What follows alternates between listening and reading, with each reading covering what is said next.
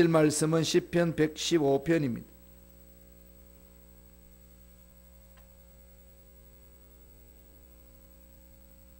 시편 115편 11절로 18절까지 말씀이 되겠습니다. 시편 115편 11절로 18절까지 말씀 다 같이 한 목소리로 천천히 합독하시겠습니다. 야훼를 경외하는 자들아, 너희는 야훼를 의지하여라. 그는 너희의 도움이시요 너희의 방패시로다. 야훼께서 우리를 생각하사 복을 주시되 이스라엘 집에도 복을 주시고 아론의 집에도 복을 주시며 높은 사람이나 낮은 사람을 막론하고 야훼를 경외하는 자들에게 복을 주시리로다. 야훼께서 너희를 곧 너희와 너희의 자손을 더욱 번창하게 하시기를 원하노라. 너희는 천지를 지으신 야훼께 복을 받는 자로다. 하늘은 야훼의 하늘이라도 땅은 사람에게 주셨도다. 죽은 자들은 야훼를 찬양하지 못하나니 적막한 데로 내려가는 자들은 아무도 찬양하지 못하리로다. 우리는 이제부터 영원까지 야훼를 송축하리로다. 할렐루야. 아멘. 이 말씀으로 야훼를 경외하는 자라는 제목으로 은혜 말씀을 나누겠습니다. 야훼를 경외하는 자. 우리가 세상 살다가 보면은 힘들고 어려울 때가 참 많이 있습니다. 어느 누구도 내 옆에서 도와줄 수가 없구나라고 생각이 들 때는 정말로 힘이 듭니다. 반면에 누군가가 나를 이해하고 도와주는 사람이 있다고 느껴지는 순간에 힘을 얻어서 이겨낼 수가 있습니다. 사람들이 그러한 나를 이해해주고 나를 곁에서 도와준다는 한 사람도 없다고 느낄 때는 정말 비참해지죠. 그 이후부터 사람 극단적인 선택을 해서 여러 가지 어려운 일들을 많이 겪기도 합니다. 그런데 우리의 도움은, 하나님을 믿는 자녀들의 도움은 어디서 올까요? 결국은 전능하신 하나님이 책임지신다는 거죠. 단순하면서도 너무나도 중요하고 핵심적인 겁니다. 악한 영들은 모든 것이 하나님으로부터 온다는 사실을 바라보지 못하게 합니다. 기적을 체험하면서도 환경을 바라보고, 하나님이 보살펴 주신 복을 받아 누리면서도 연약한 자신을 바라보고, 이러면서 하나님의 그 위대하심에서 자꾸 벗어나는, 나와는 상관이 없는 것처럼 그렇게 해서 좌절하거나 낙심하게 악한 영들은 우리들을 괴롭힙니다. 시편에서는 날마다 하나님 바라보라고 외치고 있습니다. 우리가 나중에 보겠습니다만 시편 121편 1절 2절 보면은요, 내가 산을 향하여 눈을 들리라. 나의 도움이 어디서 올까? 나의 도움은 천지를 지으신 야훼에게로서다. 천지를 지으신 하나님, 저와 여러분을 지으신 하나님, 우리의 필요를 아시고 채워주신다. 이 말씀을 붙드는 자, 하나님을 신뢰하는 거 아니겠습니까? 하나님을 신뢰한다는 말을 참 많이 합니다. 그런데 하나님을 신뢰한다는 게 눈에 보이지도 않고 잡히지도 않고, 그런데 어떻게 하나님을 신뢰합니까? 너무 막연하지 않나요? 그냥 뜬구름 잡기 식으로 하나님 신뢰합니다. 말은 쉬운데 실질적으로 뭘 신뢰하는지, 어떻게 신뢰하는지 구체적인 이 자세들이, 또 마음의 상태들이 정리되지 않은 상태로 신앙생활하는 분들이 너무 많습니다. 그러니까 환경이 좋을 때는 정말 하나님 살아계신 것 같고, 환경이 나쁠 때는 내가 이렇게 주를 위해서 헌신하고 기도했는데 아무 일이 없냐 이러면서 낙심하고, 어떤 분은 그래요. 목사님, 하루에도 천국과 지옥을 수시로 드나듭니다. 올라갔다 내려갔다 그냥. 그런데요, 왜 그럴까요? 늘 감정에 매여서 신앙생활하기 때문에 그렇습니다. 감정적으로 뜨거워질 수도 있고요, 냉랭해질 수도 있습니다. 그러나 분명한 것은 뭐가 있을까요? 1.1핵도 변함이 없으신 약속의 말씀이 있습니다.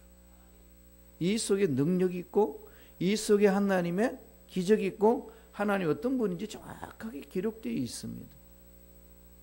하나님의 음성 들으라고 제가 많이 강조하죠. 늘 요새 합니다만 어떻게 음성 듣나요? 눈을 들어서 산을 보라. 하나님 하신 말씀이에요. 하나님이 널 붙들어 주신다. 그럼 오늘 말씀은 야훼를 경외하는 자는 어떻게 살아야 될 것인가? 구체적으로 설명해 주고 있습니다. 야훼를 경외한다는 말은 뭐라고 이야기했죠? 잠언서 8장 13절에 뭐라고 그랬나요? 죄악을 미워하는 것이라. 야훼를 경외하는 것은 죄악을 미워하는 것이라고 구체적으로 말합니다. 죄악 덩어리, 그러니까 죄악 가운데 살면서 경외한다. 다 거짓말입니다. 그것은 경외하는 척 하는지는 몰라도 하는 것이 아니라는 겁니다. 하나님은 정확하시잖아요. 마음을 압니다. 마음은 딴 데가 있는데 여기서 하나님을 경외한다. 그 이미 하나님 다 알고 계시는 거죠. 우리도 알잖아요. 사람과 사람 만난 사이에 마음이 딴 데가 있으면서 대화 나눌 때 보면은 눈빛이 다르죠. 눈빛이 풀려요. 서로 마음이 주고받는 게 없습니다. 마음이 어디 있느냐? 사람과의 만남 속에도 마음이 없는 사람과 둘이 만나서 사랑한다, 좋아한다. 그거 백날 이야기해 본들 그게 뭐 되겠어요? 그래서 저는 이 청춘 남녀들이 그것 때문에 와서 상담하면요, 그냥 깨트려 버립니다. 깨라 빨리. 아무 쓸모없다. 나중에 그냥 울고 하지 말고 빨리 정리하고 새롭게 시작해라. 마음이 안 가는데. 하나님과 우리의 사이에는요, 마음과 마음의 관계입니다. 신앙은 이 마음의 종교라고 그랬잖아요. 마음이거든. 내 마음에 하나님 주인이 있으셔야 돼요. 하나님이 내 마음을 딱 잡아야 됩니다. 그렇지 않고 환경이, 돈이, 세상의 지위, 명예가 꽉 잡고 있고 하나님은 이 내 명예를 위해서 후원해 주시는 분으로, 이러면 심각해지는 신앙생활을 하게 되는 거죠. 겉모습은 그리스도인인데 내용은 그리스도인이 아닙니다. 그래서 오늘 성서는 말하죠. 야훼를 경외하는 자는 이렇게 살라라고 강조합니다. 어떻게 하려는 말씀하시죠? 어떻게 하라고 말씀하시나요? 첫째로 도움과 방패이신 하나님을 의지하라. 하나님을 경외하는 자, 죄악을 미워하는 자는요, 아무리 힘들고 어려워도 하나님이에요. 어느 순간에 확 믿어집니다. 자꾸 그렇게 해보세요. 안 믿어지고 힘들잖아요. 믿음이란 게 그저 믿음에도 고함 지른다고 믿음이 생기나요? 기적이 일어나는 것은 믿음에도 고함 지른다고 안 생깁니다. 언제 생기죠? 믿어질 때. 믿음이 확 들어올 때. 정말 그렇죠. 전부도 제가 말씀드렸습니다만 조영기 목사님 하신 말씀이에요. 서대문에 사역할 때 그때 연대 학생이 와가지고 신앙이 뭔지 상담하길래 그 믿음에서 출발하는 것을 가르쳐 줬는데, 그럼 어떻게 합니까? 말씀을 믿는 거다. 예수 십자가를 믿는 거, 능력을 믿는 거고, 기적을 믿는 거다. 성서 속에 기록되어 있는 거다. 이걸 오늘 철야 예배하면서 부르짖어라. 그렇게 간절히 부르짖었대요. 그런데 다시 새벽에 나와가지고 목사님 안 믿어집니다. 안 믿어집니다. 이게 믿어지지가 않는 거죠. 이걸 가지고 몸부림을 쳐야 됩니다. 피상적으로 가르치지 말라는 거죠. 하나님의 음성 듣는 것도 피상적으로 그냥 막연하게 듣지 말라는 겁니다. 내 머릿속에 내 생각 속에서 듣지 말고요, 말씀을 붙들고 들으세요. 여기 살아있습니다. 하나님의 말씀은 구체적이거든요. 그래서 기록된 말씀을 집중해 나가면은 그 말씀이 내 가슴을 치면서 나를 붙들어 줍니다. 그 말씀이 어려운 상황 속에서 강하게 나를 이끌고 가고 계시거든요. 말씀을 볼까요? 11절입니다. 시편 115편 11절 다 같이 한 목소리 읽습니다. 야훼를 경외하는 자들아, 너희는 야훼를 의지하여라. 그는 너희의 도움이시여 너희의 방패시로다. 하나님은 어떤 분이라고 말씀하시나요? 우리의 도움이에요. 우리를 보호해 주신 방패입니다. 그러면 돈이 없고 힘이 없고 명예도 없고 연줄도 없는데 어디다 집중해야 될까요? 하나님. 네, 말씀에 집중해야 됩니다. 돈 있고 건강하고 명예 있어도 어디 집중하라는 거죠? 하나님. 환경에 의해서 하나님 앞에 왔다 갔다 하는 것이 아니라 근본적으로 우리의 마음은 하나님께 집중해야 되고, 우리 마음은 하나님께 완전히 빼앗겨 버려야 된다는 거죠. 일제 36년, 다음에 6.25 동란, 이게 우리 대한민국의 참 비참한 이 과거의 모습 아니었습니까? 그 당시는 화장실에 가도 휴지 하나 없습니다. 지금은요, 대한민국은요, 시골 가도 비데가 있어요. 비데가 뭔지 아시나요? 화장실 일 보고 나면요, 수세식으로 만들어져 가지고 거기 뜨거운 물도 나오고 다 뒷간을 청소해 줍니다. 휴지로 닦지 않아도. 이런 기계가 되어 있는데 웬만한 데는 다 설치되어 있어요. 지금 경제 10개국 대국에 들어가 있지 않습니까? 어떻게 이런 일이 있을 수 있습니까? 60년 전만 해도 이런 일은 뭐 상상도 못했지 않습니까? 2차 세계대전 이후에 전 세계에서 140여 개국이 원조를 받았습니다. 선진국으로부터. 그때 대한민국이 포함되어 있어요. 원조받은 나라입니다. 원조받은 나라가 지금은 어떻게 하죠? 원조를 해주고 있어요. 유일하게 대한민국만 그렇습니다. 그래서 전 세계가 지금 대한민국을 집중하고 있습니다. 이게 정치인들이 정치를 잘해서 일어나요. 대통령들이 정치를 잘하나요? 이게 우리 뭐 자원이 많나요? 뭐 땅이 크나요? 이게 우리 살고 있는 미시간 호수보다도 작잖아요. 한 나라가 호수 안 다 들어갑니다. 그런 나라가요, 미국과 막 스포츠 경쟁하고 무역 대국에 10개국이 들어와 있습니다. 이런 풍요함이 어디서 왔을까요? 애국가 속에도 있잖아요. 뭐라고 그러죠? 하나님이 보호하사. 이건요, 저기 해인사 스님들이 국민 의례할 때도 불러요. 하나님이 보호하사.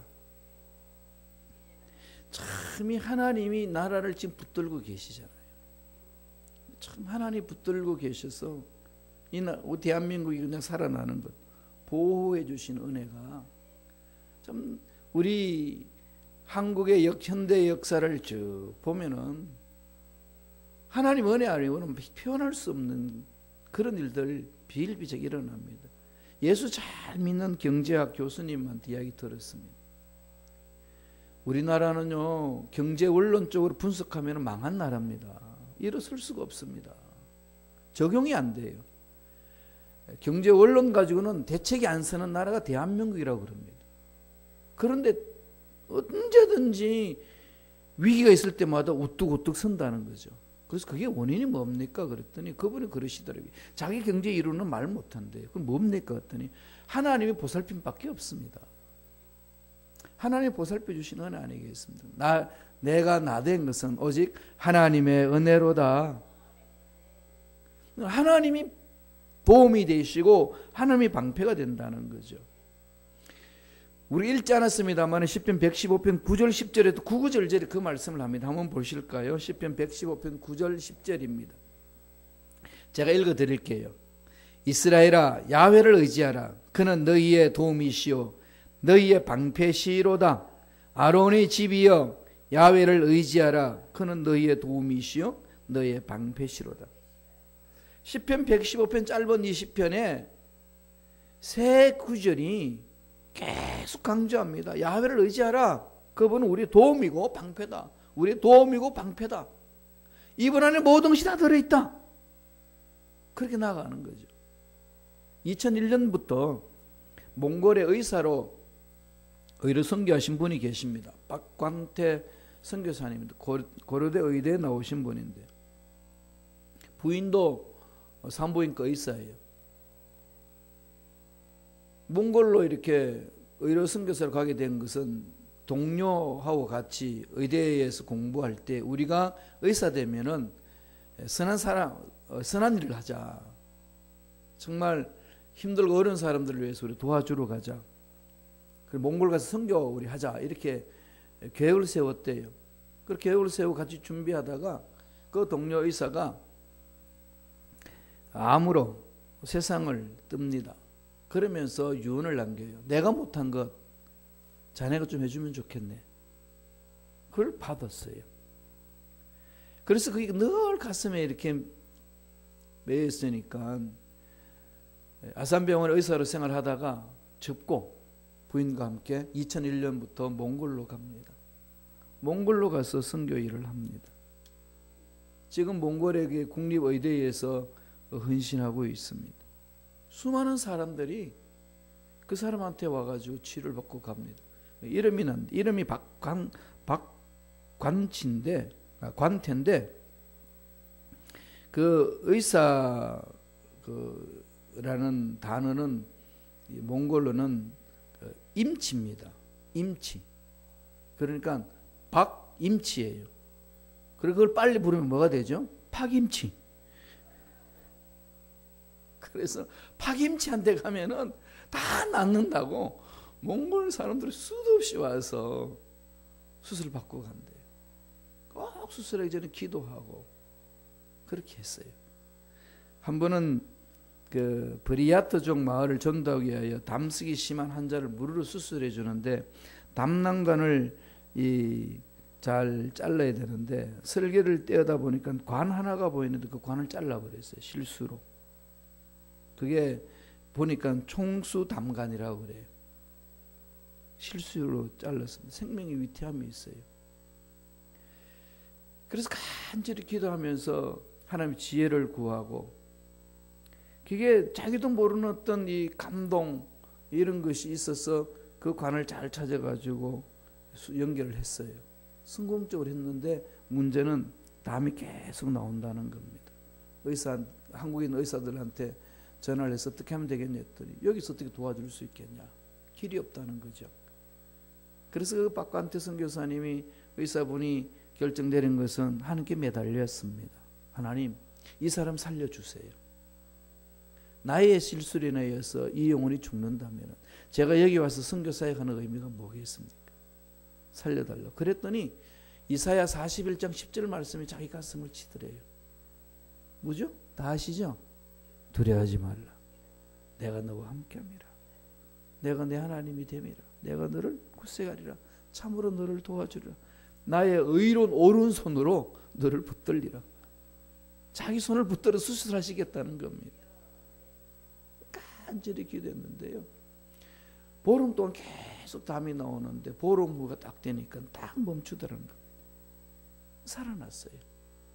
그분이 하시는 말씀이요. 전 수술할 때마다 내 오른손을 하나님이 붙들어 주신다는 확신을 갖고 수술합니다. 그게 하나님의 음성 듣는 거잖아요. 그 말씀이 그를 딱 붙들고 있는 거죠. 그래서 그분이 책을 속에서 이런 것을 고백합니다. 최악의 상황을 최선으로 만드시는 하나님, 나의 실수마저도 당신의 영광을 위해 덮어주시는 하나님을 찬양합니다. 인생살이 멋지게 한번 살아보겠다 기억하지만 우리 뜻대로 되지 않는 것이 이 세상의 인생살이 아닙니까? 이래 할 때 어떻게 해야 되겠습니까? 오늘 선교사님이 고백한 것처럼 오늘 시편 115편에서 우리에게 강조하는 것처럼 나의 도움 되시고 방패 되신 하나님께 매달리는 것 아니겠습니까? 자꾸 훈련해야 됩니다. 자꾸 말씀 안에 들어와야 되고 그래야 이 어려운 상황에 연약한 내 자신의 심성에서 벗어날 수 있습니다. 마음이 약하잖아요. 은혜 받아서 할렐루야 하고 바깥에 나가지고 이상한 소리 들으면 그 순간에 그냥 가슴이 내려앉고 억장이 무너지는 일때 얼마나 많습니까? 그만큼 약하다는 거죠. 그러니까 이 약한 것들이 알고 계속 공격을 합니다. 이겨내는 방법은 신뢰하는 것밖에 없어요. 하나님. 두 번째, 하나님을 경외하는 자는 뭘 하라고 이야기합니까? 복을 주신 하나님을 바라보라는 겁니다. 이 하나님이 복 주신다고 말하는데 이걸 팽개칠 사람 누가 있습니까?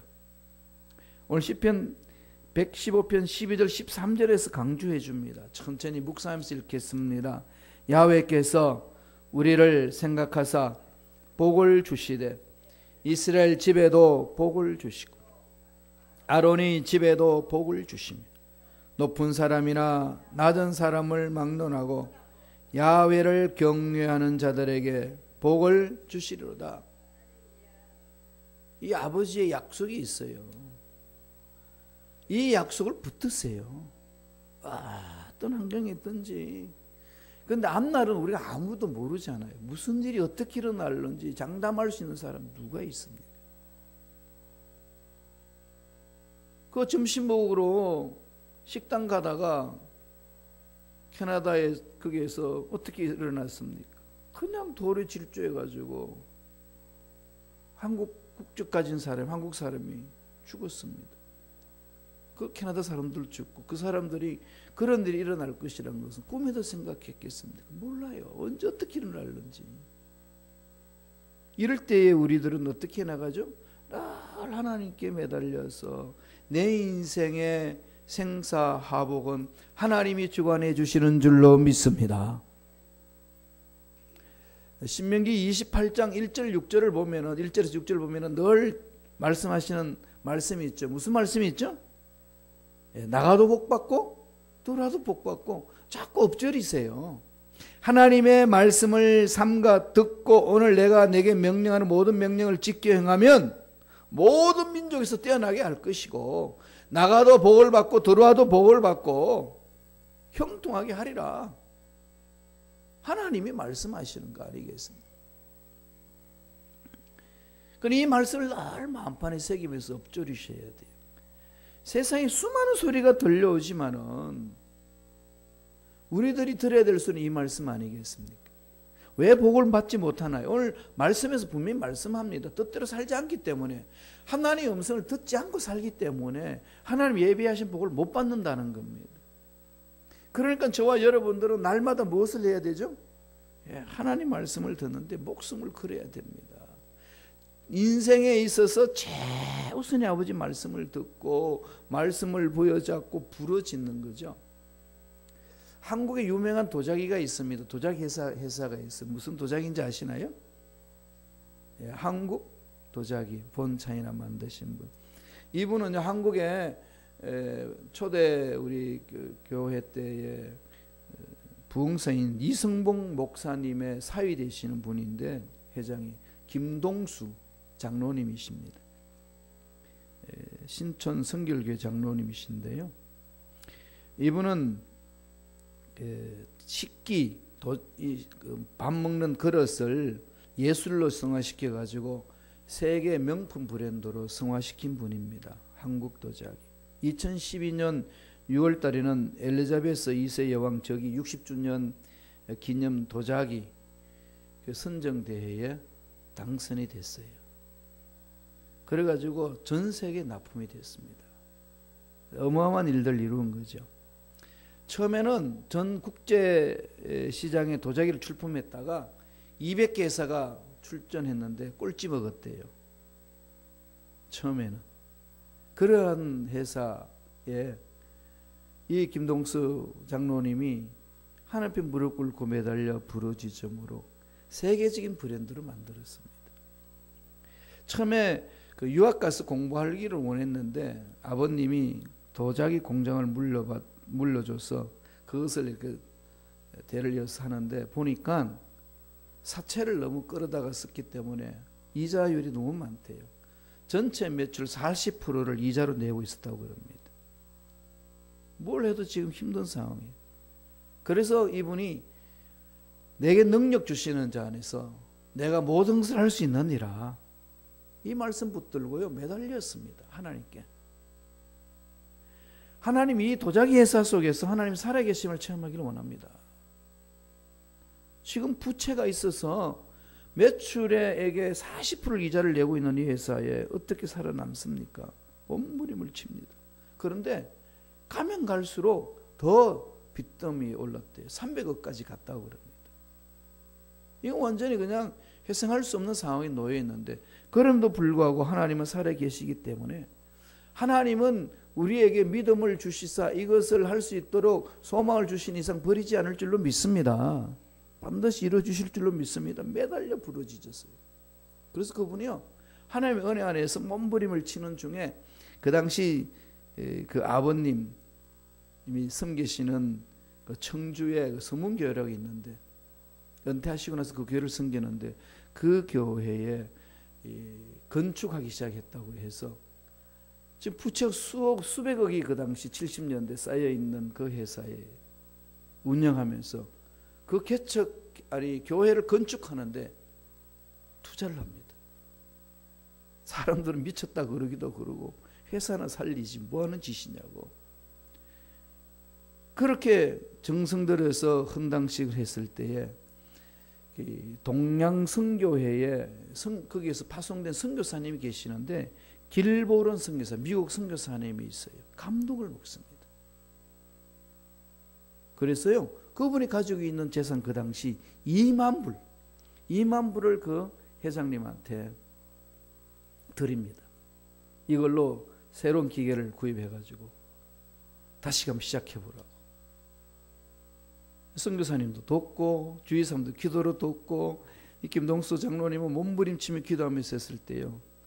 그렇게 해가지고 그 새롭게 시작한 후에 74년도에 모든 빚을 다 청산했다고 합니다. 다 빚을 청산하고 본 차이난을 개발해서 청와대와 국내 호텔에 특급 호텔에 그 모든 레스토랑에 음식을 담는 그릇으로 다 만들어서 납품하고 세계적인 이 기업으로 성장을 했습니다. 그래서 지금 도자기 업체에서는요, 세계 5대 도자기 업체 중에 하나라고 이야기합니다. 그분이 이런 말씀을 해요. 정말 돌아보니까 제가 한 것 하나도 없습니다. 모두 아버지, 그 김종호 장로님이신데 아버지와 장인어른 이성봉 목사님의 기도의 힘이었습니다. 저도 그 본을 받아서 부르짖은 결과입니다. 하나님 앞에 매달려 부르짖는 자는 버리지 아니하시고 세워주십니다. 복을 주시는 거죠. 14절 15절 한번 보실래요? 시편 115편 14절 15절 다 같이 읽겠습니다. 야훼께서 너희를 곧 너희와 너희의 자손을 더욱 번창하게 하시기를 원하노라. 너희는 천지를 지으신 야훼께 복을 받는 자로다. 복을 받았고 지금도 받고 앞으로도 계속 받을 자니라. 이 날마다 엎조리세요. 힘들고 어렵다고 주저앉지 마시고 말씀은 살아있습니다. 말씀은 생명력이 있습니다. 하나님이 살아계시기 때문에 그렇습니다. 그분의 말씀을 붙들고 부르짖는 거지요. 환경은 수시로 바뀌어요. 그 바뀌는 것을 우리 마음을 두면 아무것도 못 얻는다는 겁니다. 하나님 앞에 매달려서 말씀을 부여잡고 하나님이 나의 상을 하시고 복을 주실 줄로 믿습니다.